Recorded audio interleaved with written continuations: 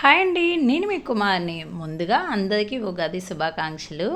ఈరోజు వీడియోలో ఉగాది పచ్చడిని ఎలా ప్రిపేర్ చేసుకోవాలో చూపించబోతున్నాను. ముందుగా వేప చెట్టుకున్న పువ్వును తీసుకోవాలండి. కాడలు ఏమీ లేకుండా పువ్వును మాత్రమే తీసుకోవాలి. అలాగే మరొక గిన్నె తీసుకొని అందులో చిన్న నిమ్మకాయ సైజ్ అంతా చింతపండుని వేసుకొని కొద్ది వాటర్ వేసుకొని ముందుగా నానబెట్టుకోవాలి. ఈ చింతపండు కూడా కొత్త చింతపండు తీసుకోవాలండి, పాత చింతపండుని తీసుకోకూడదు. అలాగే మామిడికాయ తీసుకొని వీటిని చిన్న చిన్న ముక్కల్లాగా కట్ చేసుకోవాలి.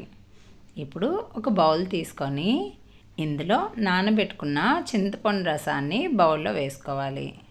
ఒకవేళ మీకు పులుపు ఎక్కువగా ఇష్టం లేకపోతే కొద్ది వాటర్ వేసుకోవాలండి. అలాగే ఒక స్పూన్ వరకు వేప పువ్వుని వేసుకోవాలి. 2 స్పూన్ల వరకు మామిడికాయ ముక్కలు వేసుకోవాలండి. చిటికెడు సాల్ట్, పావు స్పూన్ వరకు కారము, 1 స్పూన్ వరకు తురిమిన బెల్లము వేసుకోవాలి. ఉగాది పచ్చడి మరింత రుచిగా ఉండడం కోసం అరటిపండు ముక్కల్ని వేసుకోవాలి. మీకు కావాలనుకుంటే పుట్నాల పప్పును కూడా వేసుకోవచ్చు. అంతేనండి, వీటిని బాగా కలుపుకోవాలి. అంతేనండి, ఉగాది పచ్చడి రెడీ అయిపోయింది. మీకు ఈ వీడియో నచ్చినట్లయితే ప్లీజ్ సబ్స్క్రైబ్ చేసుకొని సపోర్ట్ చేయండి. Thanks for watching.